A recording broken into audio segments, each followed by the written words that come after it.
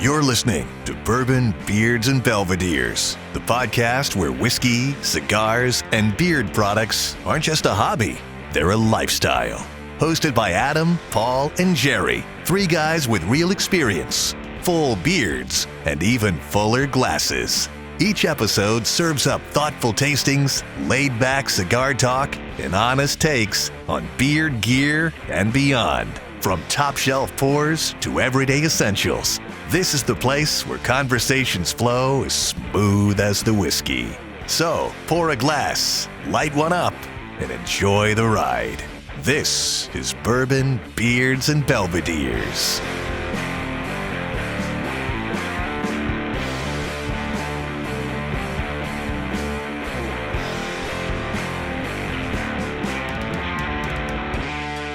Welcome to Bourbon, Beards, and Belvederes. I'm Adam. And I'm Paul. And I'm Jerry. And today we've got some whiskey to drink, some cigars to smoke, and I don't know if we've got a beard product to talk about, I believe. So Jerry's not smoking today. Jerry's had some teeth taken out, some wisdom teeth pulled, so he's wussing out on us and not drinking anything. That's all right. We don't want to get a dry socket. Before we get to the palate warmer, or maybe while we're drinking our palate warmers, and we'll talk about that in a minute. A little bit of news. I'm sure you guys have seen this out there. It looks like two different companies are looking to acquire Brown-Forman. From what I've read over the past week and a half, 2 weeks, whatever it's been, I'd say that Sazerac probably has a sizable lead in that race. The other company is Pernod Ricard, I believe. And while I really don't have a preference either way, as far as who ends up buying it, my preference actually would be for Brown-Forman to retain autonomy and continue on as their own company as opposed to selling to a larger company. But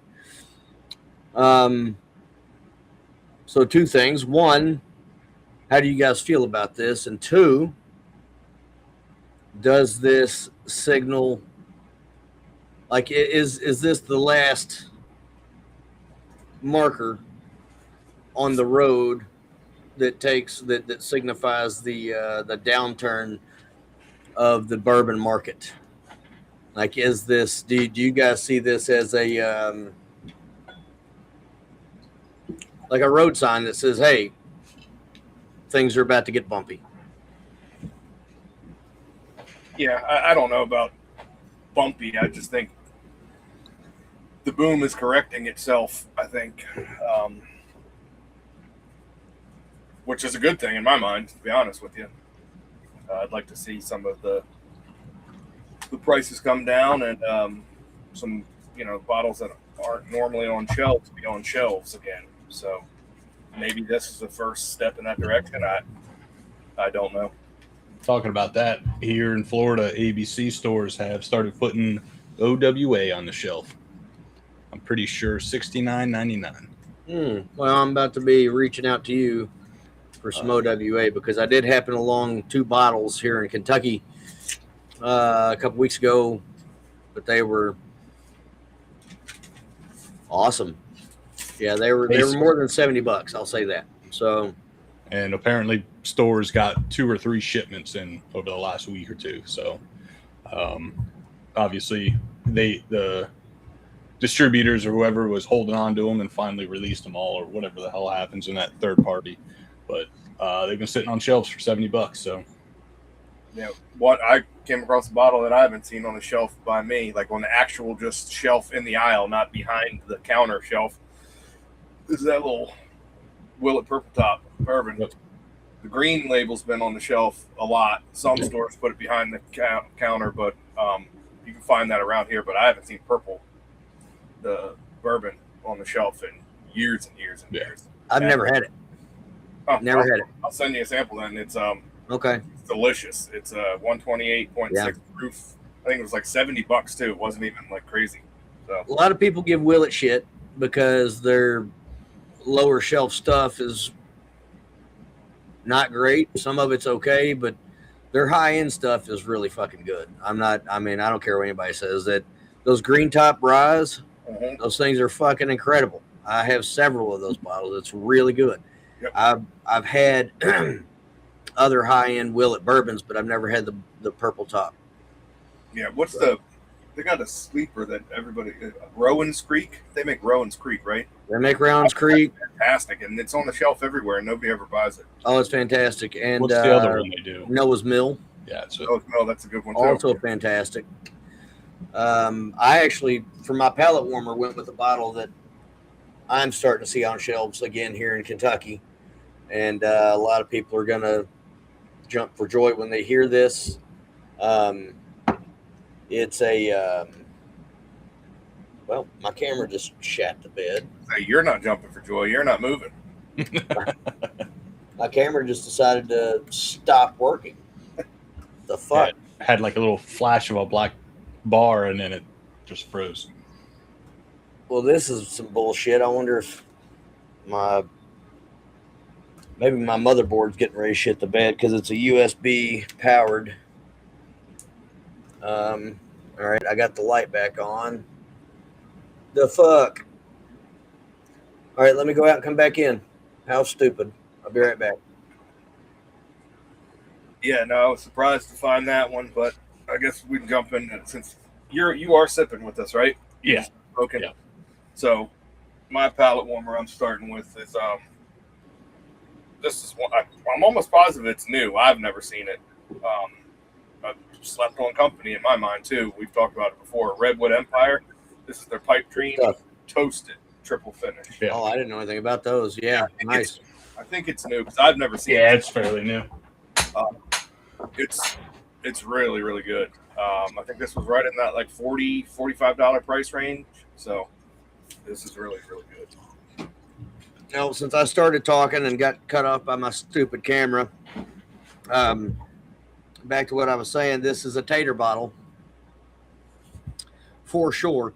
But the fact that it's, I picked it up right off the shelf, walked over to the counter and bought it with, while there were others sitting next to it, is a sign of the market correcting itself. I bought my first bottle of Blantons in like 4 years. There you go. How much did that set you back? More than I want to disclose, but not quite true secondary markets like you were seeing. Right. So it was pretty close to the $100 mark.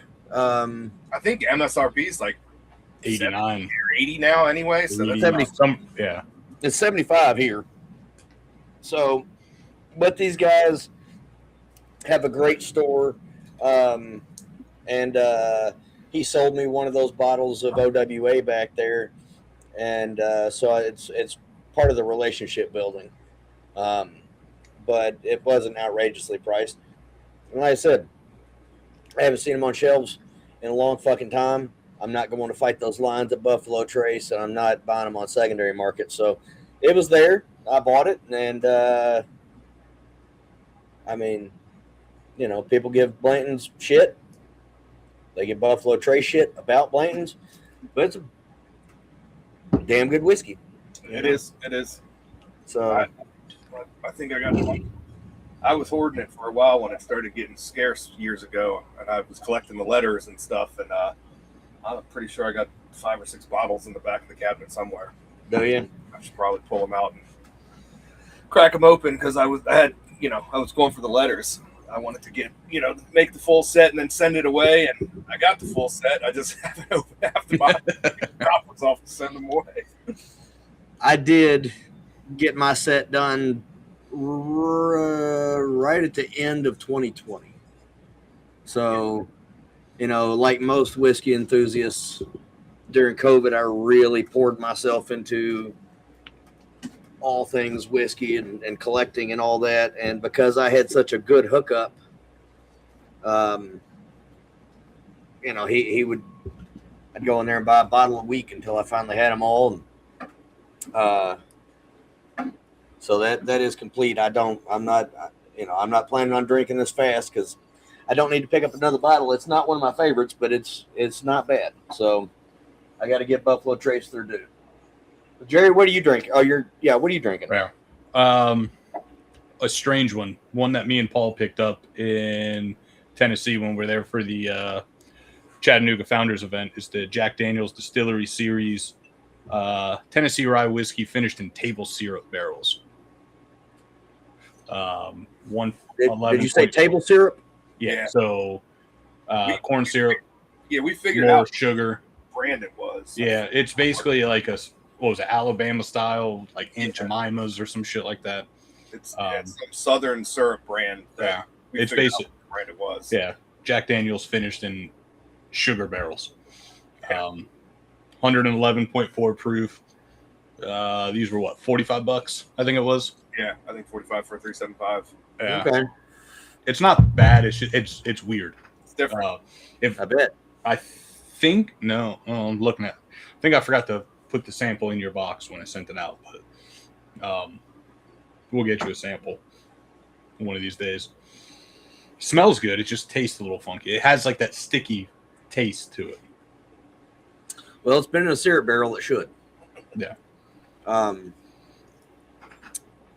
But Jack Daniel's has a funk to it anyway that a lot of whiskey enthusiasts pick up on it, and the funkiness and the banana runts mixed with the syrup that has to be weird. Talk about that. I did see something. I don't know if it was true or not, but their 2026 limited releases was a small batch rye at Hazmat. Oh, yeah. I think it's, if I read it correctly, I think 2 of the barrels are coming from Tanyard Hill, and I think it's like a 5-barrel blend or something like that. 2 are I can't remember, but I think 2 are coming from Tanyard. Okay. Yeah, we did the tour. That place is amazing. I didn't realize that they're kind of like known for their grounds. You think of that, you think of like Maker's Mark and stuff like that, but that place is beautiful. Oh, Jack Daniel's? Oh my God, yeah. Yeah. I was kind of surprised at how nice the actual whole campus is. We did a great tour, and I gotta say, their barrel pick room is possibly the best barrel pick room. Yeah, it's pretty sweet. It's in the middle of a rick house.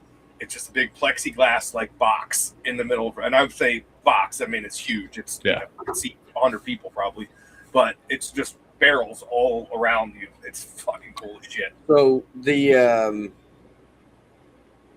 warehouse for Old Forester in downtown Louisville, when you walk in, you're at the very fucking top. Yeah. And then the ramp goes down around, and it goes down, But whenever you go down that first one, if you look directly over the rail, there's a table sitting there inside the rick house amongst the barrels.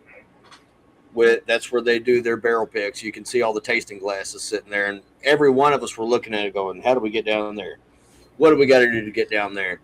I'll tell you what you don't do is use the camera on your phone, because they'll scream at you. I was just gonna say, just like at that Old Forester experience downtown, they had the same rules that Jack Daniel's. No, Jack. No cell phone cameras. You can't take pictures. It was like, oh my God. Jack was even more. You couldn't even have your phone out. Yeah, don't take it out of your pocket. Like, it was. Well, that's secretive. Up. Old Forester's just being fucking stupid by saying that the LED light on your phone is going to somehow set off the fucking alcohol vapors inside the. That's the dumbest fucking thing I've ever heard of. Like, I wanted to be like, ma'am, no. Our tour guide, Jack Daniels, was adamant about it as well. So it Yeah, must. but Rooster was a great tour guide. He was a fantastic tour guide. He had all the tour guide shtick. Yeah.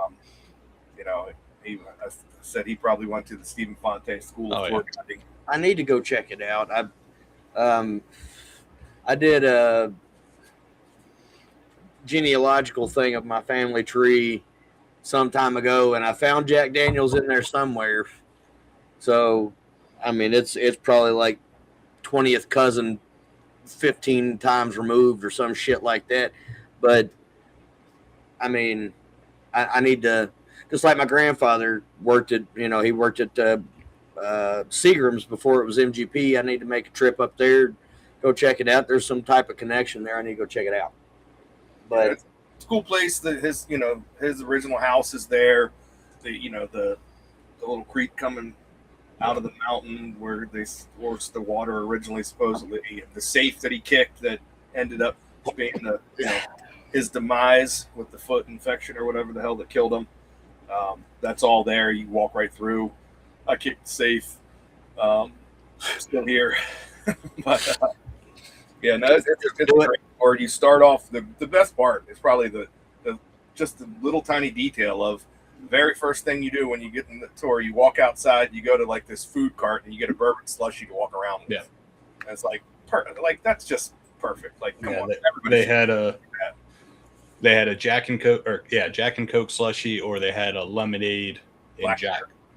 But blackberry Jack. Yeah, right? The other one they had regular Jack number 7 and then the blackberry Jack, and you could either mix it with lemonade or Coke. And as soon as I saw that blackberry and lemonade, I was like, just let's go. It was good. That's gonna be yeah. I'm already I told Jared right as we were sipping it, I was like, I know he has that slushy maker. I'm gonna have to invest in one for that and for the bean slushy, which is fantastic too, which is like orange, lemon, and bourbon. I make those with just like crushed ice, but I think I'm gonna have to invest in one of those slushy makers after that. Jack blackberry and lemonade was fantastic. On a nice warm day walking around that campus, it was nice. So you can get one on Amazon for $185 right now. Yep. So yesterday, April 21st, Jack Daniel's announced that their very limited release of Jack Daniel's special release small batch rye, consisting of 5 high-proof batches of Tennessee rye whiskey. Total of 129 Tennessee rye whiskey barrels with entry dates spanning 18 months from February 2016 to August 17. So average of 10 years across 3 barrel houses, including Coy Hill producing 2 of the 5 batches, and Boiler Hill and Fire Brigade Fields are the other 3 batches. Coming in between 142.7 and 146 proof. So, okay. I will never see this, but if I do see it, I want one because I am a big fan of all the Jack ryes, even that cheap one. I don't even know what it is. Any like green label cheap rye. Yep, just their shelfer rye is a good rye. All the way up to the single barrel, all the way up to the, which one was that? The 2020 single barrel, I think it was, or 21 single barrel. Which one did we had one in the tasting after? We just did the cask strength single barrel rye, the shelf offering at 130. Was it 4? Yeah, 132. We were in a group with 12 people maybe. I think me and Jerry were the only 2 people who have tasted whiskey over 100 proof before in their life. I think that older couple did too, because that dude was pounding them. But that bachelor party or frat party, whatever it was. Bunch of grown-ass men that left whiskey in their glasses after the tasting. Those are not men. Disgraceful. Those are not men. We got up and walked out. I was walking by there. I was like, oh, my God. There's half an ounce every single one of those 6 glasses in front of each one of those guys. I'm like, come on. Yeah, we did the what was that barrel tour called? Not Beyond. I don't even have my glass around me that has it on there. Yeah, it's their barrel tour. I forget. Yeah, but we tried the single barrel Jack Daniel's, which is 94 proof. We tried the newer toasted Jack, and then the cask strength Jack, and then went to the single barrel rye and then the single barrel proof rye. And as soon as they tasted that 94 proof, you could hear them all coughing, and I'm like, just wait until they get to that 130 proof rye. And there may or may not be some Bourbon, Beards, and Belvedere stickers peppered around that campus. Some of them actually. Which after recording, Adam, we got some ideas that we want to throw around. Yeah, All right. Include some QR codes at QR trickery. Okay.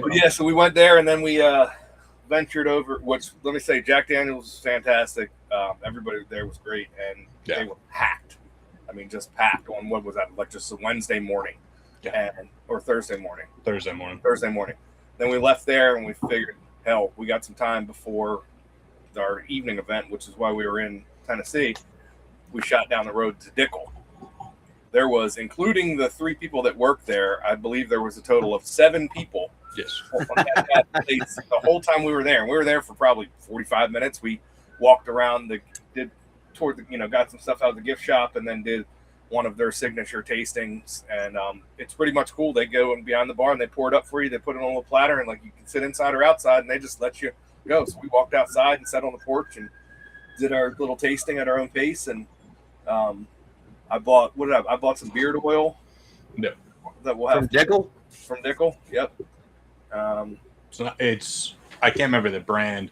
It's not made by Dickel. It's just in their gift shop. Yeah, it's in their gift shop. It's in your guys' boxes. I bought this. It's actually from Lexington. Gent's Original Old Fashioned. Hold on a sec. I believe that brand is somebody that is. So that brand is Mr. Tim Jones' brand. Huh. So I was going to say, that sounds familiar. Let me look and make sure, but it is. That's Tim Jones' brand. So I'm not surprised to see it in a major distillery like that, because it's Tim Jones. So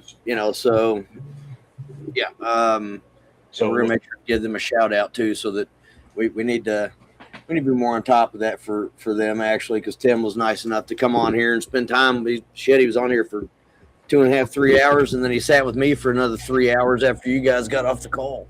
I got in a lot of trouble that night because I was way drunker than I should have been, and my wife didn't like it when I went upstairs. I could barely stand, and that was my fault, not Tim's. Tim was very much not in the same boat that I was.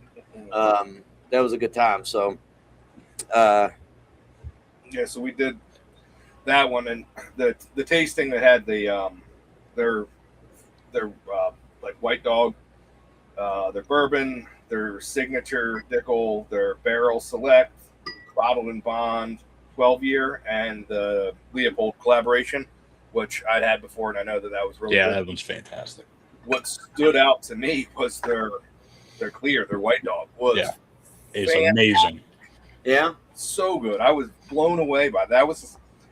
That Leopold blend. I love that. I've bought, I think, 3 bottles maybe of that stuff, but that clear blew me away how good it was. And what was that other one? The Barrel Select, that was good? They had a Barrel Select. That was the 86 proof. It was the 100 proof, I think, the Bottled and Bond, the 12-year. I think it's the one that we liked also. I think I liked the Barrel Select. I just needed more proof to it. Like, it didn't have that typical Dickel, whether you want to call it. Yep. This stuff right here is fucking fan. This 15 years fantastic. Yeah, it wasn't 15 year. But that old, or that original Dickel, I've got a very deeply rooted hate for that shit. My cousin's ex used to drink it, and I went over and got drunk with him one night and got so fucking drunk I went and laid on the porch. It was snowing. I took my shirt off, laid out there in nothing but my jeans and my socks because I was so fucking hot that I was about to get sick. And it was just, there was a lot of nights. That's just one story, one example that I have to offer at this particular moment. There's a ton of them. We'd sit here all night and talk about it. I talked about that on the now defunct Poor Man's Pour, as a matter of fact. So Dickel, I would like to see it. I would like to see it. When you guys come to Kentucky, we may have to go back down to Tennessee one day just to go check those out. It's smaller than you think, to be honest. Yeah, it is. Dickel or Jack Dickel. Daniels? Dickel is smaller than Jack you is huge. Jack is enormous. Yeah, but Yeah, that's the barrel select, the one with like the cream label. Okay. It Same was bottle good. style, different label. It didn't have that, whether you want to call it Flintstone vitamin or minerality or whatever. It didn't have that. Yeah, only there was a little bit there, but it wasn't like the Bottled and Bonds or the signature. But it definitely needed something more than that 86 proof. But yeah, that White Dog or whatever they called it. They call it their like foundation recipe, I think. Yeah, foundation recipe, corn whiskey, they call it. That was fantastic. It's 91 proof, but I don't know. It blew me away. With the first sip, I was like, "Oh my god, this is delicious!" And then I went to drink the bourbon and the ones that I've had before that I'm not super fond of, and I'm like, "This White Dog is better than their shelfers."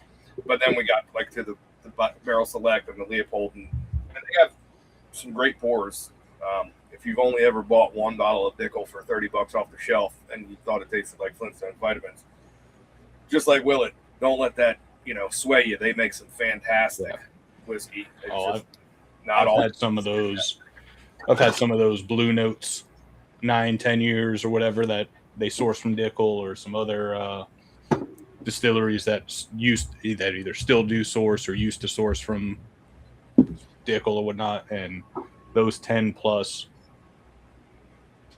are fantastic. Usually, I have some of this 15-year right now because I haven't had it since I bought it, and it's funny because I posted about going to buy this in the Blue Collar Discord that we're all members of, and the reason that's funny to me is because I remember my post. It got one reaction, and the person that reacted to it is sitting in this little chat right now, and his name happens to be Jerry. But it's funny, the way the brain works, the things that stick, you know what I mean? But because I went and bought that at like 11 o'clock that morning, and the reason Jerry reacted to it is because in my post I said, "Fuck you guys for making me spend money. I'm listening to the new episode, and I've just gone to the liquor store and bought these 2 fucking bottles." And it was the bottle that they had but theirs was a store pick. I would like to. I'm jealous that I couldn't meet you guys down there. I had a hell of a weekend. Went down to Nashville. I had a bunch of students that were competing. A couple students that were competing, and they both medaled. So that's fantastic. I'm really proud of them. But there's some other aspects to it I'll tell you guys about off the air. It was crazy. It was a crazy situation. Everything's all right. Everything's good. Everybody's okay. But it was just I still wouldn't have been able to join. At least not on my own. Sarah's birthday is April the 11th. So there's no way I could have come down just myself. And she would have come on to, she loves bourbon and whiskey. Her favorite is Jim Beam White Label. So Paul, you and she would get along really well. Good stuff. But the Jack, I think it's hilarious that those guys were groaning and grunting at 94 proof, because the true gem in the Jack, pile of gemstones is always that higher proof. The higher proof bourbon, the higher proof rye, there's something about watering that stuff down that makes it less desirable. And generally that's the case for me, but I think that if people were to really try that with an open mind, they would find that would be the same. The same would be true for them in the case of Jack Daniels specifically, because the difference between the Black Label Jack and any of those single barrel proofs, of which I have 2 directly behind me, holy fucking shit. You're not even playing the same game. right? Like these back here are the Super Bowl, and right next to it you've got a muffler shop, and that's the muffler shop is the Black Label Jack Daniels. These other things are fantastic. Yeah. So I'm really jealous that you guys got to try them there at the distillery, because they were even fresher out of the barrel than out of the bottle. But I'm glad you all had a good time. That's awesome. I want to say was it the Tennessee whiskey, or was it the rye that was an older bottling? I think it might have been the rye. I think it was the rye, because he was talking about the proof, and he said this is one of the older. This is one of our higher proofs, and it's an older one. Yeah. So they kept it because it was, at the time, it was the highest proof, but since then, obviously, that's more. But I have a picture, but I don't think I can see the proofs on it. Yeah, I want to go down there. So when you guys get to Kentucky, I mean, we're planning on making a weekend out of it, maybe make it a day longer than expected, and take one of those days and head down to Tennessee and hit Dickel, hit Chad again, hit Jack Daniels. Yep. There's a handful of others down there in Nashville. There's like 4 or 5. We could go hit those too. Of course, hitting that many in a day can be a logistical nightmare. We've seen that happen in the past, haven't we, Jerry? Is that your weight? No, that's still proof from Jack Daniels. Okay, I was going to say you're not 723 pounds, my friend. What the fuck's going on here? But that's 75.3%. Yeah. Yeah. It was cool, and they offer a bunch of different tours. So I mean, you could go back 4 or 5 times in a row and see something different every time. So for 69.66%. That's what I like about Buffalo Trace is they've got about 15 different tours, and they got a tour at Halloween that they do that's a haunted tour. Mm-hmm. And you go out and cruise their fucking campus at dark. Have you ever been to Buffalo Trace, Paul? I have not. It's similar. Well, campus. Yeah, it's similar to like a Jack Daniels. It's huge. You're only going to see a portion of it. Yeah. Have you been to? So, Paul, you've been to Makers, right? Yep. Okay, and you've been to Jim Beam. Yep. Okay, so Buffalo Trace is on par with those two as far as the beauty of the campus. Mm-hmm. I'm told Woodford is absolutely gorgeous. I've never been there. I've never been to Woodford either. Yeah. I've been to the gift shop. Yeah. That's about it. That's a bigger sin for me. I live fucking 30 minutes from the damn thing, but I've never been. I've never been to Wild Turkey. Wild Turkey is my favorite all-time whiskey, and I've never been to fucking Wild Turkey. It's 30 minutes up the road. I was there this summer. It's a beautiful campus. Yeah, I'm gonna go. I'm gonna take a day off from work here pretty soon. My wife, I don't know if I told you guys this, but my wife quit her job at UK so she could jump into our business with both feet. So now she's home. I work from home, or I can just take a day off, whatever the fuck, and we just zip right on up to the road while the kids are in school and go do it. Now that they're doing tours again, they weren't doing tours for the longest fucking time, So now they're doing tours again. That's definitely something that I'm interested in. I would like to meet Jimmy before it's too late. I don't want to talk like that or put that out there, put that energy out there, whatever the fuck. I sound like a liberal now, but I don't want to put that out there into the ether. You know what I'm saying?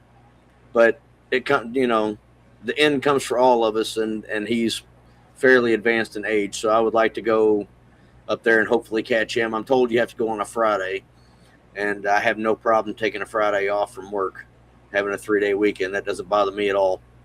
But it's right up the road. And then my business is in the same town as EJ Curley. As far as I know, they're not doing tours yet, but I'm waiting. Jerry and I tried that for the first time when Jerry was in Lexington before that. The first time I was in Lexington. Before that. Yeah, I met the owner or whoever it was. Because the last time Jerry was in town, motherfucker didn't even bother to call me. Yes, he was like, I'm coming to town. He told me weeks before, and then nothing. I didn't hear shit the whole time he's here, but he had stuff to do. So I'm just giving him some shit. Which, by the way, the other night I was working a show down at Manchester, security team, all that. And I look up and there's Barry walking right towards me. So I ran over and talked to him for a minute. He was with his lovely wife, Tori. They were on their way to the same park where I saw Dwight Yoakam and ZZ Top a couple days later. They went down there to see a symphony. Yeah,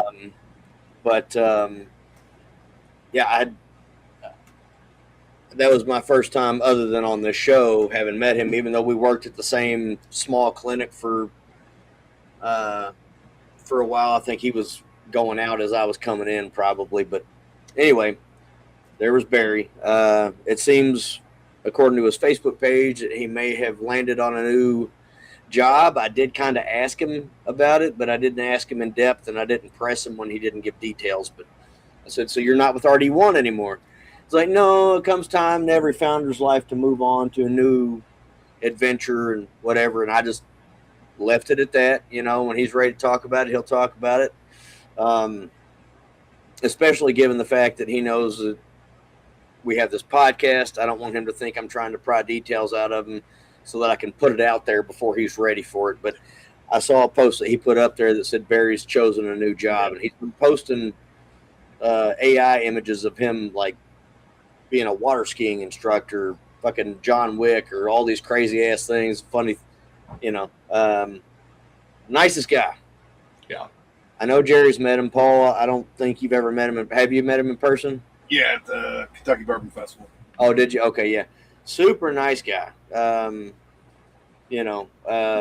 hate that he left RD1. I guess he had his reasons. They'll still be making fantastic whiskey, I have no doubt. Hopefully his next venture will be in the whiskey world, because what he did with RD1 is pretty fantastic. I'm just wondering if, because his departure from RD1 came around the same time as Mark Stoops' firing from UK, or Mark Stoops' departure from UK as a football coach here. And Mark Stoops has a large share of RD1. So I don't know, but yeah, there's lots of tours still left to do, and I'm jealous that you guys got to go to Jack Daniels and Dickel and Chat. I've never been to Chat. I've never been to Chattanooga, much less Chattanooga Distillery. Yeah, well, I guess we'll save that experience for when we blend our own drink whiskeys. We purchased a bunch of bottles when we went to Chattanooga. Oh, you did? Yeah. When's the blend your own situation taking place? Because I will be there for that. Yeah, those kits we bought that. I don't know. We bought a bunch of bottles. It was part. Well, we added on to our ticket. I think it was like $100, $90, something like that. You get three 375s of the past, the future, and the present, and you get to blend it yourself into your own Founders Edition. Oh, okay. So you're not.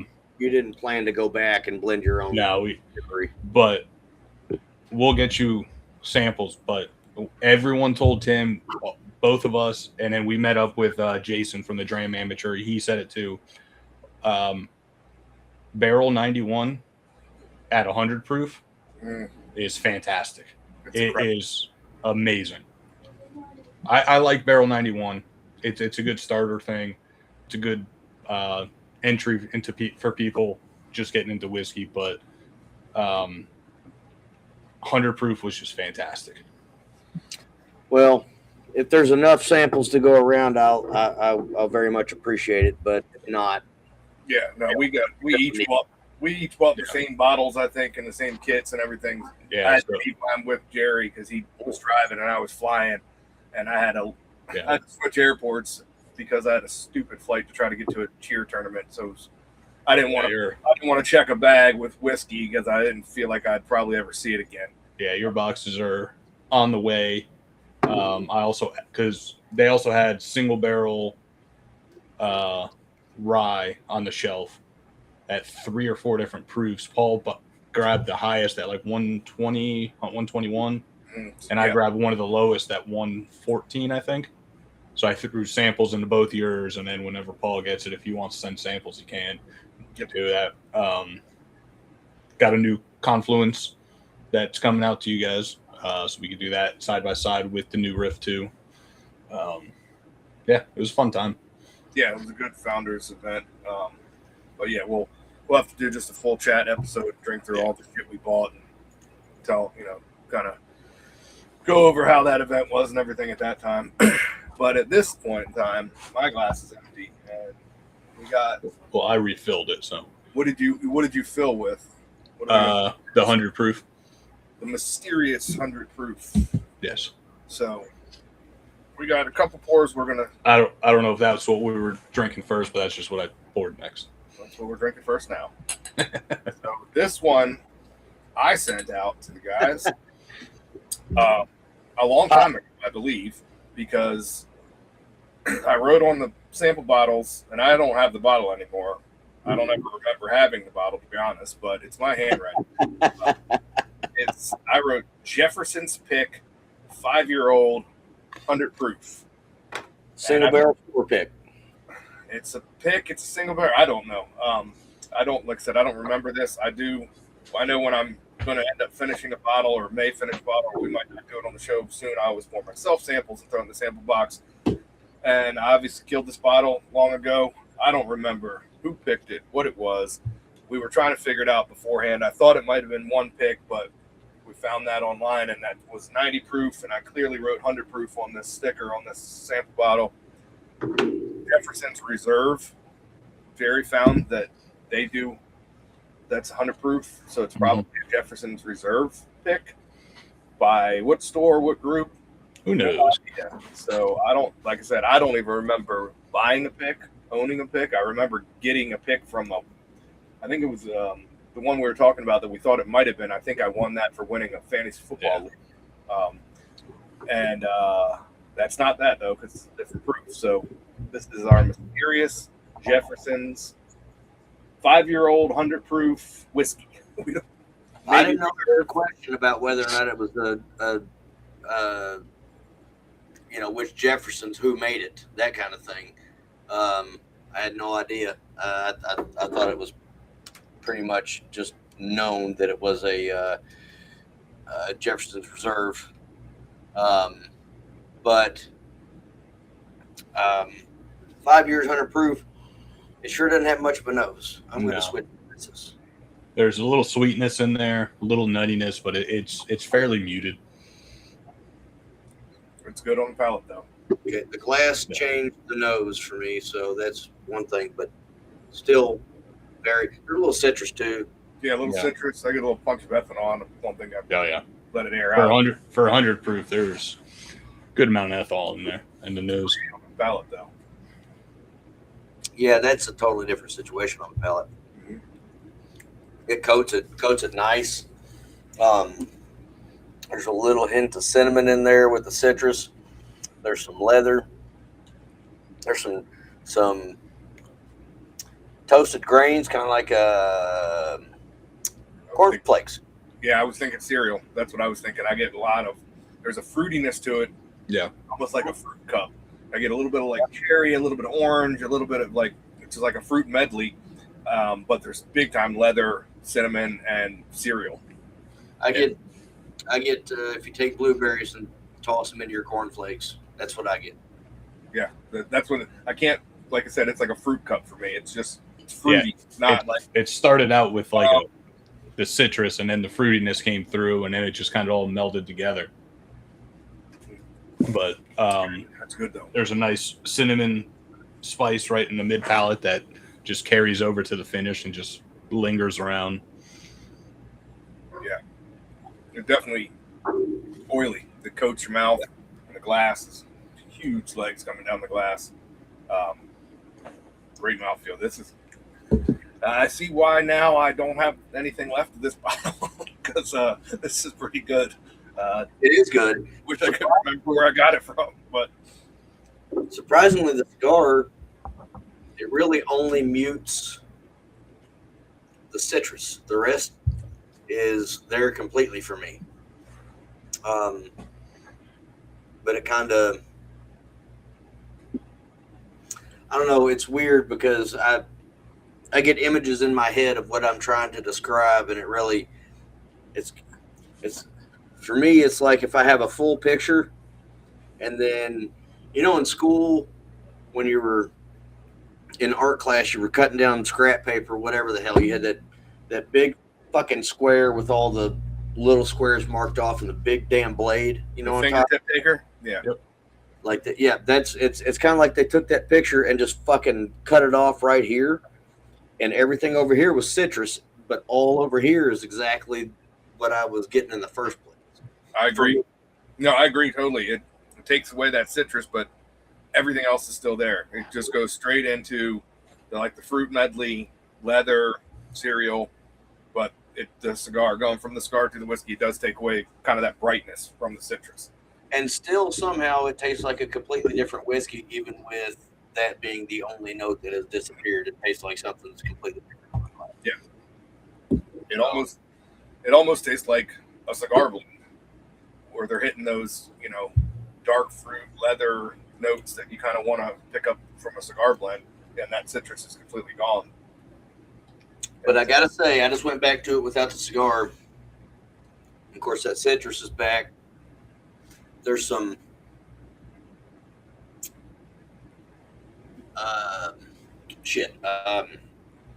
cinnamon roll. It's not just cinnamon now. It's actual Pillsbury cinnamon rolls right out of the oven, just all over my mouth, which I am here for. That's an incredible note to get. I love cinnamon rolls. Actually, it tastes like that's what it tastes like. My stepmom used to buy them. She was the only person that ever bought these that I'm aware of. They were the Pillsbury cinnamon rolls, but they had an orange glaze. That's what I taste. Is that orange? I haven't tasted that since I was like 14, 15 years old. That's what I taste. I've never seen that. That sounds good, though. Oh, they're good. They're real good. She's the only person I've ever known to buy them in my life. But yeah, for a forgotten mystery sample, at least we know a little bit of at least we know what it is. But I'd like to give credit where credit's due to what store or what group picked this. But it's good. It's good nonetheless. It's very good. It's very, very good. Here we go. This is, a little Walmart because we don't have an HEB here in Kentucky, and y'all don't have an HEB where you are. None of us live in Texas. Boom. There we go. Yeah, I don't think I've ever seen that before. Oh, they're delicious. Yeah, they're delicious. Look for it the next time I'm at the store. Yeah, I'll have to definitely try that. My kid will probably love that. Oh, no, you'll love it. I'm sure I will. Just buying it and making it. Yeah, we have things in this house that my wife buys just for me, and I have to hide them shits because my kids would all of like locusts. And I love my kids. There's nothing I wouldn't give any of them. But sometimes I want what I want when I want it. I don't want to have to fucking walk in there and find the empty box in the fucking cupboard and nothing in it. That shit burns my wife went to go get some Oreos today after her lunch. She just wanted a couple Oreos. She didn't want the whole box. She found the box. The whole motherfucker was empty, and somebody had just put it right back into the cupboard after they ate every Oreo in the fucking box. Fucking kids, man. I love them, but damn. If I wasn't bald already, I sure damn would be, and getting more so every day. So yeah, let's go on to the next one. Paul, you sent this one out too. I'm pretty excited about this one. I like the proof. I like the color. That is a nice color right there. That is nice and burgundy. It's burgundy and red. Generally, when I see something of this color, higher proof, and this one's higher proof than the last one for sure. But I'm pretty excited about this. Tell us about it. Yeah, so this one is from Virginia. This is the Ragged Branch Cowboy Cut. 116.8 proof. It's their wheated bourbon. Mash bill is 68 corn, 16 wheat, 16 malted barley. Char 3 and 4 barrels, aged minimum of 5 years. Ragged Branch is a cool distillery in Virginia. They distill all their own stuff, grow all their own grain, or probably not all of their own grain, but they grow most of their own grain. I really like a lot of the stuff that they put out, and this is one of their, I guess it's in their rotation of, they have like 4 standard bottles. It's their rye bottle and bond, their bourbon, their wheated bottle and bond, and their cowboy cut. So these are their 4 standard options at this point. I want to say this was in the $50 range. I don't recall, but this is on the shelf by me all the time. I've picked it up a few times, and it's a good one. I liked it a lot, so I sent you guys samples, and yeah, the color is like dark orange. Like, I don't know, it's a dark color. It's a beautiful color. It is. It's got a very funky fruit nose. There's a little bit of grain in there, mostly barley, I think, like smoked barley almost. But it's very, very fruity on the nose to me. But there's a little funk in there right up in front of the fruit. Jerry, what do you got? I get like almost like roasted grain. Yeah, well, smoked, roasted, not too far off from each other. But definitely a grainy a nose. I have a bottle of the signature bourbon, batch 17, 90 proof, just that standard one. I've had for a little while. Picked it up when I was in Virginia. I've liked it a lot. I've wanted to try their other ones, but just haven't gotten my hands on it.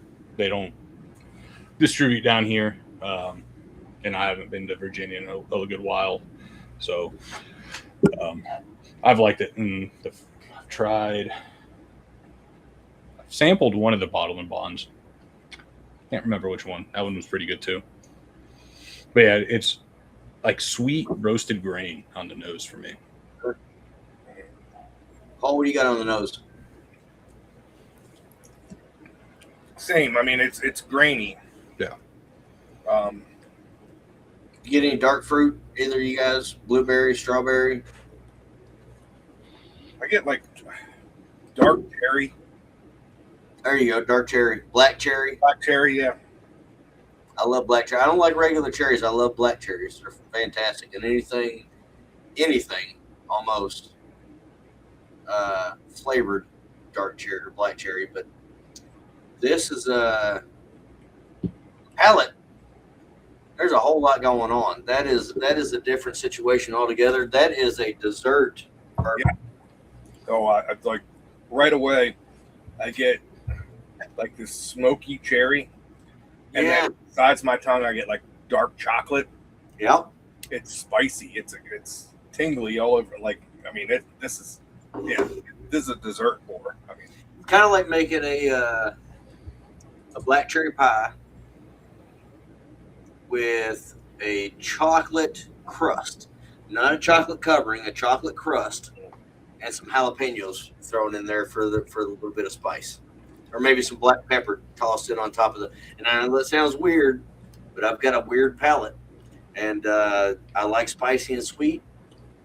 That's why I like those mango cheladas so much, because they have the tahini in there, and they're, well, let's be honest, they're fucking incredible. I had my wife last night at the concert went to go get me another beer, and she came back with something besides what I ordered, and it was a mango beer, and it was the most disgusting. It smelled like cactus. It was awful.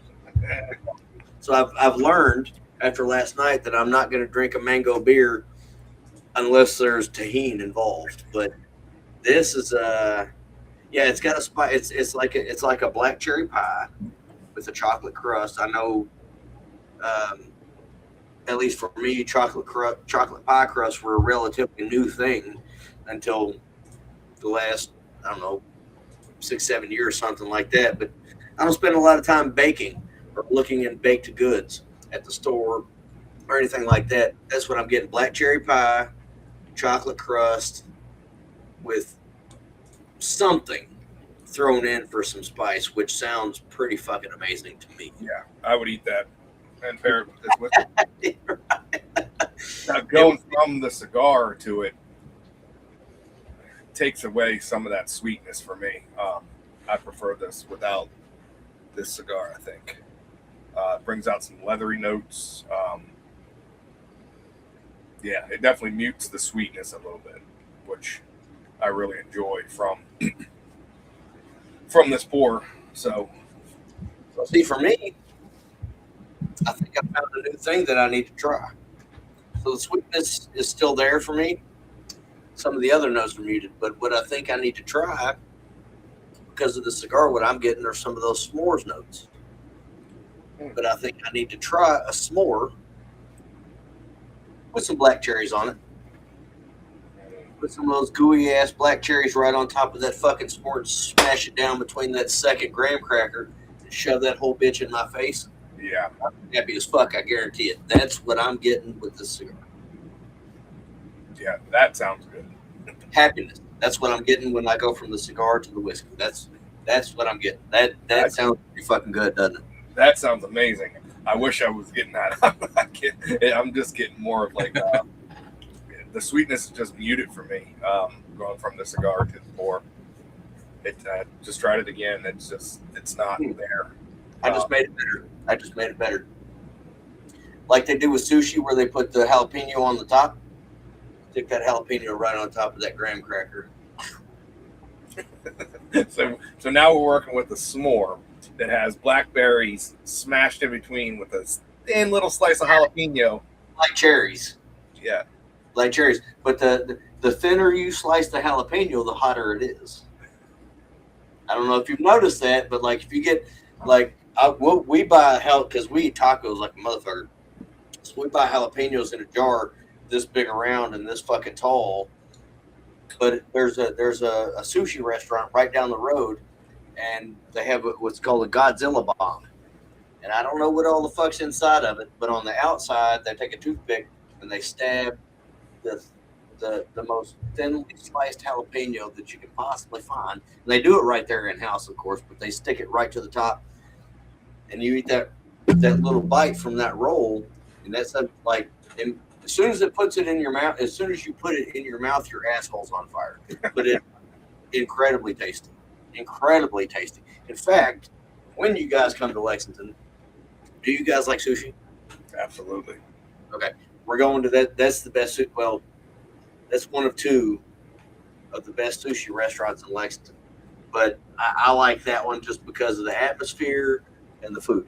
The rolls that they have there specifically. The other one has some of the best sashimi that I've ever had in my fucking life. And both of these restaurants have their fish flown in overnight from other places all the time. So it's not just sitting around, or at least according to them, not just sitting around. Regardless, it's tasty. Let's get back on the subject of whiskey, Adam. This is a really damn good whiskey. Yeah. Holy shit. There's so much going on with it. It's fucking ridiculous. Yeah, the more I nose it, the more I'm getting like a chocolate graham cracker note. Yeah. Yeah, you're getting that s'more note. No, it's like not like the cinnamon or honey graham, like the actual like chocolate graham. Or like the chocolate honey, or the chocolate, the what are they, the honey grams, the bears. Yeah, I don't use any of that shit. I use just regular old honey-made graham crackers with a slab of Hershey's chocolate on top, and then the most charred, blackest marshmallow that I can possibly get without setting it on fire right on top, and then another honey-made graham. That's how I make my s'mores. Like, I need to be able to taste the char. That's me personally. But again, as I've said on this show many times, I like strong flavor. That's what I'm like. You open that box, and that's what I'm smelling. Just chocolate graham cracker. Okay. Yeah, no, I've not had those. I'm not getting the marshmallow or actual chocolate. I'm just getting like that artificial chocolate. Marshmallow. The marshmallow flavor was kind of wrapped up in the graham flavor for me. I don't get it on the nose so much, but I get what you're saying. Yeah, this is. I'm gonna have some more of this. On the palate, it's chocolate covered cherries for me. I just picked up a nice maple note on the nose that I was not getting before, which is, Paul, I have been meaning to send you, what the fuck is it? I think I took it upstairs. A sample of the maple rye Good Times that I've been talking about forever. I've sent Jerry some. It's Christmas in a bottle, and I mean that. That Plantation OFTD and a couple others are the only bottles that I'll say is Christmas in a bottle. This one is even more so than Plantation. It is Christmas in a bottle. In fact, the tater sticker is Buddy the Elf pouring syrup all over his fucking spaghetti. And they don't exist anymore. That was from Good Times Liquor Store in Nicholasville. And they sold it, and the new guys are gouging the fuck out of anybody and everybody that walks through their fucking door. So I don't go in anymore. But Jerry got to go there during its golden days, its heyday. It was an awesome place, and it had an awesome bar attached to it, and they had awesome picks. These new guys are just bullshit. So anyway, I don't have any more of these bottles. They don't exist anywhere in the world that I'm aware of. If somebody's listening and they've got a bottle that they want to sell me, give me a holler. I'd love to have another one. I bought 6 of these bottles from these folks, and I drank 5 of them. Absolutely phenomenal. But I got a little bit of maple off of this, which it kind of reminded me. Do you guys ever had maple candy? Mm-hmm. It kind of reminded me of that. And those are, yeah. You get maple candy around a hazelnut, that's where it's at right there. Yeah, no, this is pretty fantastic pour. For being, not a pick, not a selection. It's just, you can go out and buy it, And it was how much? if you're in the, I couldn't remember. I don't think it was that much. I think it was in the $50 range. I was just trying to Google that, and fucking internet doesn't work. It just keeps trying to get me to buy cowboy cut jeans. Close enough. Yeah. What? That's every search, even with Ragged Branch, Cowboy Cut, MSRP. It's like, buy these jeans, and it's a bunch of pictures of fucking cowboys. So I just gave up. I said, fuck it. I want to say it's probably in the $50 range, if I had to guess. See if I can work the Google machine any better than you can. I'm seeing 70. It's not working. Ragged Branch Cowboy Cut is a premium barrel-proof, non-chill filtered Virginia straight bourbon with a MSRP of $70 to $80. Okay, maybe a little bit.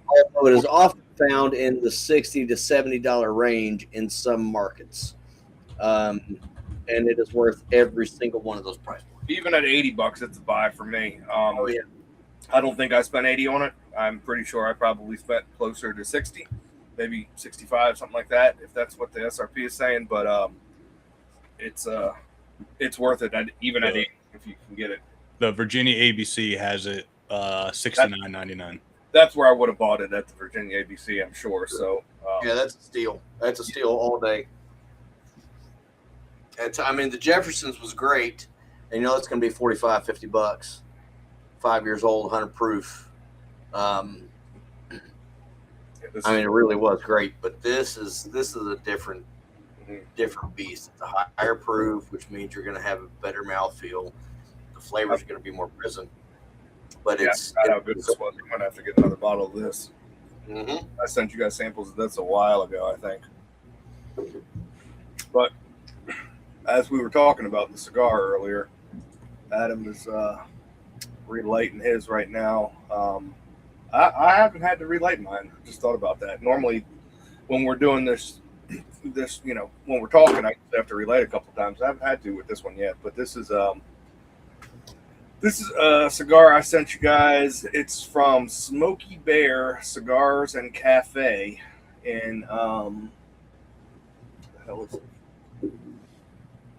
Can't zoom in there. It's I don't know where the hell is that. Oh, Blue Ridge, Georgia.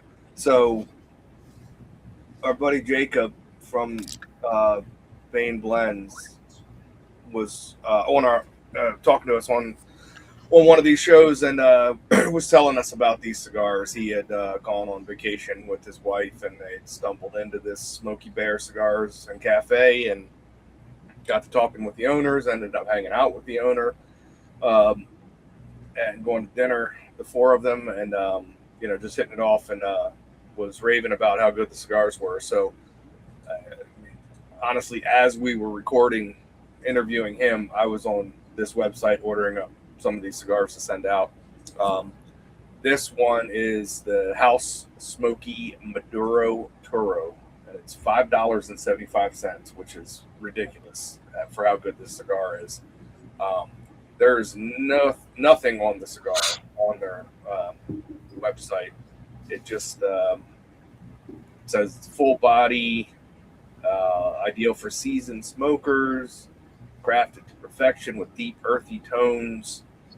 Has a little link that says additional information, and that information is that it weighs half an ounce. So I don't know much about the construction of the cigar or the make, other than it's a Duro Toro, but it is priced right. Really cheap for how good the cigar is. I'd say it's medium, maybe to even medium plus. I'd go medium plus. Yeah, but definitely not full. Yeah, it's got some dark notes. It's I'm enjoying the hell out of it. Doesn't have a label or a band. It actually came wrapped in newspaper. And I don't know if you looked at what yours was, but mine was from the National Geographic from January 2025. But it's not National Geographic here. It's because on the backside it's talking about some kind of soccer match. I tore mine open in a really weird fucking way because I didn't give a fuck what it had to say.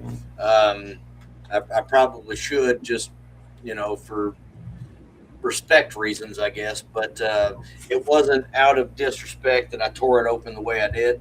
It was because I couldn't get the fucker open any other way. It was hard. I spent some time trying to peel it open nicely so I could see what newspaper it was. But yeah, it didn't come off easy unless you just tore into it. I definitely agree with you on that. But I mean, it's a darker cigar. It is. It's well constructed. I mean, so far it's been pretty damn perfect. Pretty straight burn line throughout. Great draw. I'm enjoying it. It's like there's just dark notes. So earthy, leather, just dark notes. Produces a ton of smoke. It paired well with the first whiskey for me, not the second one because it kind of muted some of the sweetness, but Adam had a different take on it. So I think it goes well with whiskey in general. But yeah, I really like this one for $5.75. I was telling the guys earlier, I think it was $9.99 flat shipping when you order from their website because they sell a bunch of different cigars. I ordered 3 Churchills. They call them the 1984 Churchill, and 3 of these, and they were both. I think both are $5.75 each, and my total bill with shipping was like $48 for 6. I'm going to go ahead and say premium cigars, which is crazy good price. Can't go wrong with that at that price. So. Yeah, I very much enjoyed the cigar, and despite the fact that I've let it go out several times. And I jinx myself. I let it go out. It's got a great burn line. It's very well constructed. It's not too hard to hit. It's not too loose. So it's it's medium butthole. It's not loose butthole. It's not tight butthole. It's medium butthole. And if you haven't seen Workaholics, you haven't watched enough TV. I agree. Watch it, you'll understand where I'm coming from. It's great. One of the greatest comedies. I mean, that's going to go on a top 10 list of all time for me. Is Workaholics for a comedy sitcom. Yeah, absolutely hilarious. Adam Devine and that crew, those guys were fucking great. But the burn line's fantastic. I mean, I'll I've let it go out and I had to correct it one time. I mean, it's fairly even. It is just now. I'm into this probably the end of the first third. Mm-hmm. Some bitch is right as long as a cigar that I would normally smoke a Robusto, which is about as long as what I've got here. So it's a little longer than I generally like, and that's not because I don't like the additional tobacco. It's because I generally don't have time. Right. To sit and smoke something longer than a Robusto. I just don't. But the minimal packaging totally belies the greater aspects of the cigar. It makes it seem more humble than it should be. This sumbitch should have an awesome collar. It should have, awesome packaging and all that. Not that the newspaper aspect of it isn't necessarily awesome, considering the world of cigars and everybody's got a really cool collar. But this one is much better than just the humble newspaper. So, if these guys want to do something, maybe they're doing it to save shipping costs or whatever. I don't know. But what I do know is that this cigar on its own is very good. Yep. And you'll get some great notes right off the start as soon as you light it up. But it's a very middle of the road, and I say that because generally when we're drinking two whiskeys on this show, the cigar will affect them both in a positive or negative way. This cigar affected one of them very positively, which would be the Ragged Branch Cowboy Cut. It affected the Jeffersons. It affected the Jeffersons just fine. It affected the Blantons in a very negative way. And that's not to say that both of these aren't better than Blantons, because I'd bet my dogs that pretty much anybody would say both of these whiskeys are better than Blantons. But it did affect that in a negative way. So that being the case, that's not really an issue for me. I would smoke more of these cigars. I'd buy more of these cigars. But when a cigar affects any of the whiskeys that we drink on this show negatively, that is something that sticks out to me. It's not a red flag or anything like that, but it sticks out. That being said, this cigar, I'm gonna start rating scale right now. I would give this cigar a 7.9 out of 10. That's where I'm going with it. I can get down with that. I would say, like probably closer to 7.5. Yeah, 7.9 is pretty damn spot on. When you started a rating scale, I was thinking in my head, I was thinking 4 out of 5, but I mean that's pretty much exactly 7.9 out of 10 when you go to that scale. So I agree with you on that one. And just looking at their website, they have a pack of 20 cigarellos for $26. The House Smokey 1984 Churchill, which does have a band on it, which you guys also have, which we'll have on a future episode. That's $6. They have a Sweet Tip Robusto, which they call their 1983 for $6. They have Sweet Tip 1983 Torpedo for $6. They have the Gordo Maduro and the Maduro Toro, which we're smoking now, both for $5.95, $5.75. They got a Connecticut, Habano, and a Maduro Nub for $5.50 each. And then they have a bundle of all three of their cigars that have the label on them that you can also buy for $20. So they have a bunch of their own line. They do sell other cigars. They sell Placencias. They sell some Padrones on their website as well. Looks like just a little small. I mean, if you look at the pictures on their website, looks like just a nice little small cafe that luckily Jacob stumbled in upon, and we're smoking those cigars at the result of that, and I'm enjoying the hell out of it. Oh yeah, it's a great cigar. It really is, and I don't want anybody to take my assessment out of context. It really is a good cigar. We've had some shitty ones. I can't get down with those sweet caps. I've got the I can see them. They've got like the sugar skull on the band. I can't remember what the fuck they're called, but I'm about to send them shits out to you guys because everything I got left in the box, I'm gonna send out to you guys because you guys like them. I don't mind the sweet tips. I have a bunch of the factory smoke sweet tips in my little humidor box. If I want one, that's a pretty damn good one for what, $3, for those factory smokes. So there was a guy the other day that was smoking a Drew Estates outside while I was working, and I asked him what he was smoking. He told me it was a Drew Estates, whatever the fuck. I was like, hey, Drew Estates makes some fantastic cigars, and I just started rattling off the names of some Drew Estates, and he's like, you're the only person I've ever heard that knows who Drew Estates is. Are you fucking kidding me? But you're not talking to the right people. That's what it is. I mean, you're just not. So I'm like, look, man, my favorite cigar in the world is the Liga Privada No. 9. And he's like, I've never had one of those. You gotta go to Jake's and get one. Get a T52 or a Liga Privada No. 9. Either one of those is. So I know we've not had the T52 on here because I would, I don't remember much, but I would remember that. And those are fantastic. And if you guys have never had them, let me know, and I'll run out to Jake's and grab a couple. They're expensive, so I'll get one for each of us, but they're like $25 a piece out of Jake's. I can probably get them cheaper online, but they're really fucking good. They're not quite. The Liga Privada No. 9 was one of the first cigars that we had on this show. And we've not had them on since, and I fucking love them. I wish we could get some of the guys from Drew Estates, and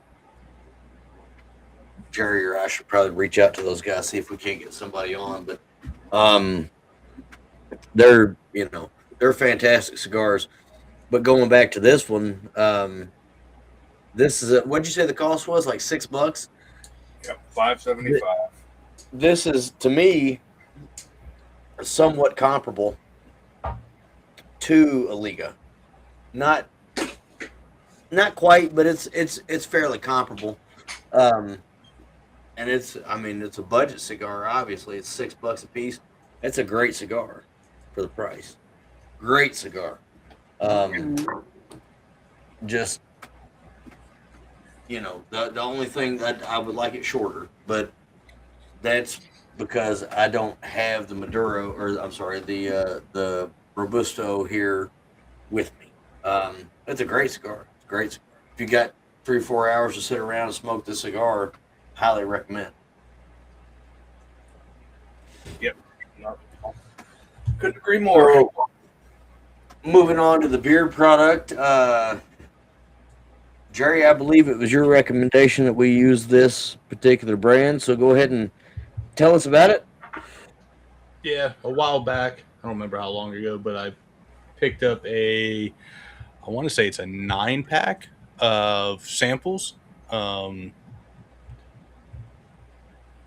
a 9-piece, not so many beard oil samples. There are 5 or 10 milliliters, so they're decent size. Split them up. This is Dead Man's Beard Co.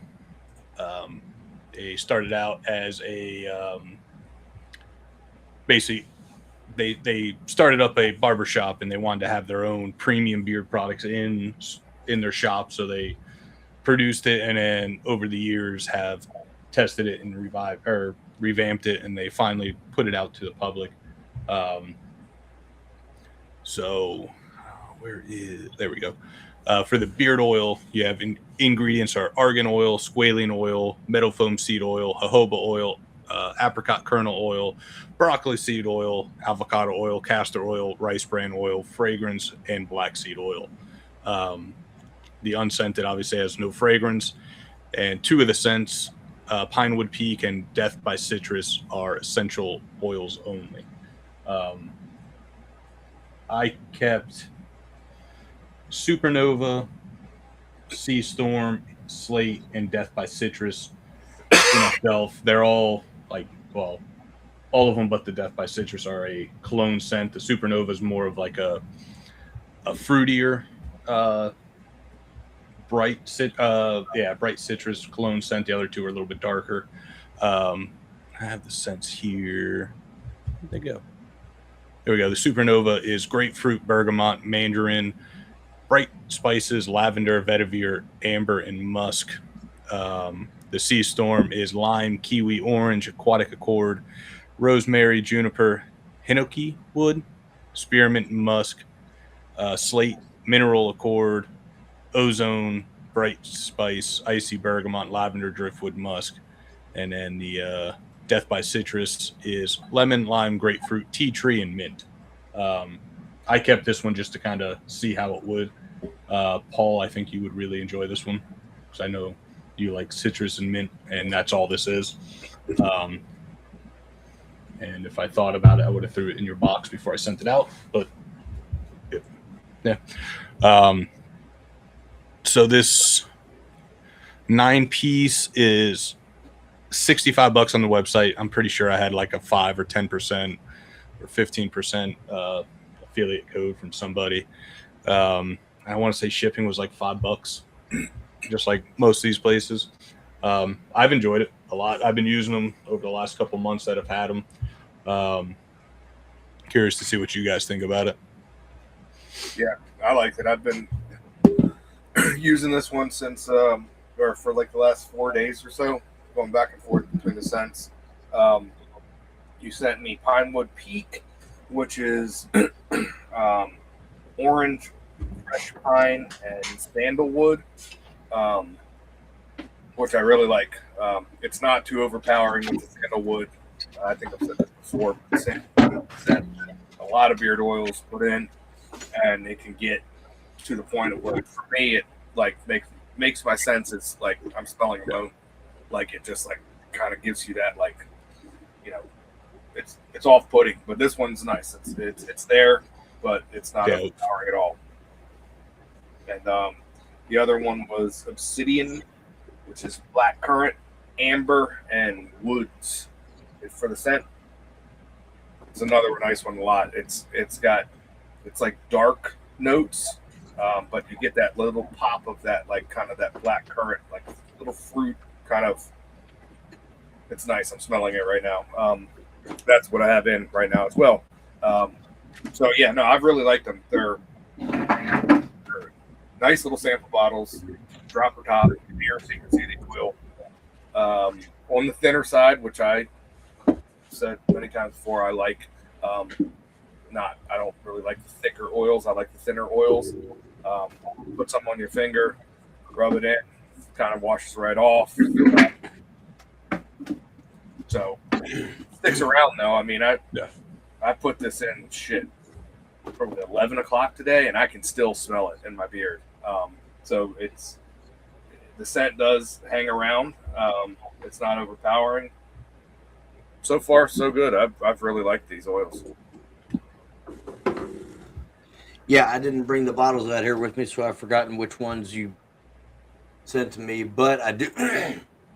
Excuse me. I have been using them all week, and yeah, like you guys said, it's not too thick. It does do what you want it to do in the beard oil. It does. I do like that the scent sticks around. That's something that a lot of people complain about, but I hate it when I put a scent in my beard and it just fucking disappears immediately. I don't want to smell it 3 days later, but if it can last through the day or at least until, my next shower, I take one in the morning, one in the evening. If it can last to my next shower, great. It doesn't have to announce me. I don't need to be it doesn't need to be known that I'm coming to the gas station right up the road here because the scent from my beard is preceding me, but I do want it to hang around, especially because I do smoke cigars and cigarettes and everything else. It's nice to have that to kind of mask that a little bit.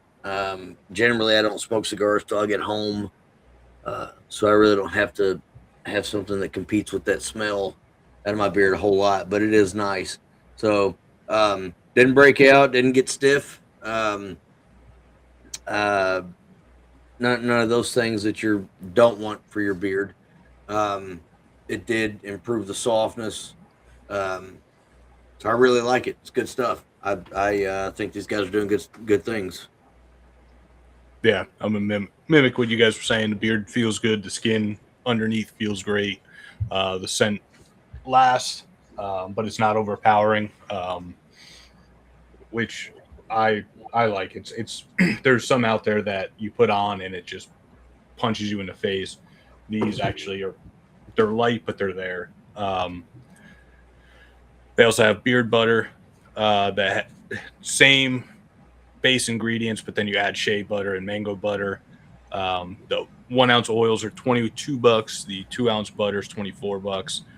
Balm is mango butter, beeswax, shea butter, and then that same oil, base oil, 2 ounce for $22. They have a gentle daily beard wash, a softening beard conditioner. They also have a stripping wash. The gentle wash and the conditioner are $25. The stripping is $14. It's also 14 ounce or 4 ounces versus the 8 ounces for the other two. Liquid beard butter, spray cologne. Then you have beard growth strips, oral strips. I don't know what they are. Didn't really look into them, but they sound kind of weird. But they also have growth gummies, mustache wax, a couple different combs and merch and all that good stuff. Yeah, I've liked it. The scents are great. Then they have a limited edition scent right now called Fresh Squeezed, which is green mandarin, vanilla, and ginger. So, and then you could also do subscriptions, do it monthly or whatever, or you just buy it singles. Like I said, I've enjoyed these guys. I want to take a look at their other products, their washes and butter, and try all that stuff. I don't know. Maybe we try these. What are they? Feed your beard with Dead Man Beard Growth Strips. Quick dissolving orange flavored strips are powerful and easy to use supplement for healthy beard growth. Each strip packs 5,000 mcgs of biotin, a key nutrient, blah, blah, blah, combined with vitamin B9, D3. So it's basically just a gummy in a dissolvable strip form. But yeah. Cool merch they got. Unless there's THC in that gummy, I can't imagine it sounds gimmicky to me, but the stuff you actually put onto your beard as opposed to in your body, that stuff's great. You hear a lot about growth serums and all this bullshit, and that really is bullshit. Your body can only process, what's necessary and kill our proteins so fast to create hair. So I don't know, maybe it works from the inside. I don't know, but the oils that they make are awesome. So yeah, I've always heard biotin is a good vitamin whatever to take for like hair, skin, and nails. So I think there might be some science to that, but I don't know. It's not going to make you have a Paul beard. If you don't have a beard and you take biotin, it's not going to make you have a beard like Paul. It's I think it genetics has something to do with it as well. But taking care of your skin and eating right and all that stuff is definitely contributes to it, as well as biotin, whatever else. So Really like this Sea Storm is the one I've been liking a lot. No, they're good oils, and like I said, I really respect when you get the samples. I mean, this is 10 mil, third of an ounce samples with dropper tops. So, I mean, it's so much. I'm relieved when I get samples in the mail, and it's not one of those just little vials like we trade samples with between each other, where you got to kind of pour it in your hand and. The little four dram or whatever they are. That's why I always save when I finish. I have probably 10 dropper tops of different like thread patterns just in the bottom of my drawer in the bathroom that I can pop off and screw onto any other little tiny sample bottle that I get, so that I have that dropper. Because that's the way that I like to apply beard oil, is with the dropper, and then I finish off with putting a puddle in my palm and kind of going through the hair, at the bottom of my beard. But I want to get that dropper top in there and get it on my face. So good company. I like it so far. Like I said, I've been using it like 4 days or so, but it's a thumbs up from me. Absolutely. Yep. Guys, I think that brings us to the end of another episode of Bourbon, Beards, and Belvederes. As always, we encourage you to support, your local veterans, active duty military members, LEOs, first responders, nurses, doctors, all those good folks out there working hard for us. Least we can do is give back to them in any way possible, whether that's donate to charities or giving them a meal or what have you. I mean, there's veteran homelessness is it's insane.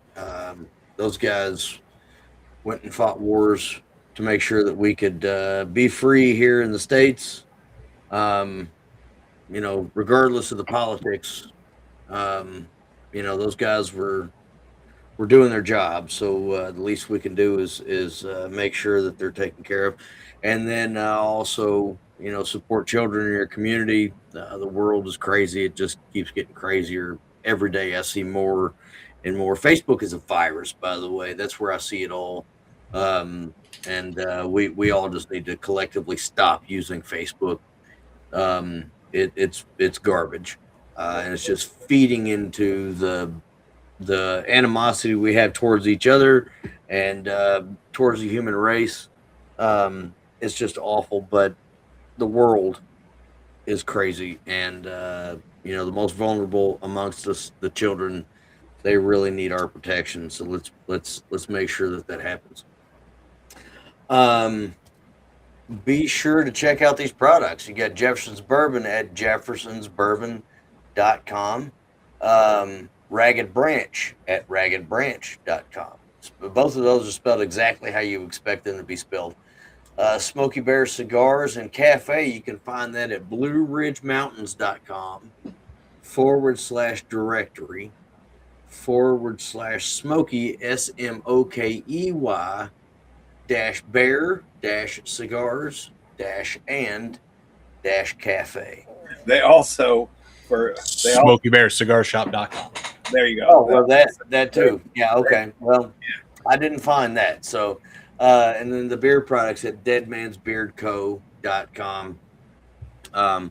Great products. We can't recommend them enough. Especially this Ragged Branch. Holy shit. I can't get my head off of it. It's fantastic. But until next week, enjoy your cigars and your cigars and spirits responsibly, and cheers. Cheers, guys.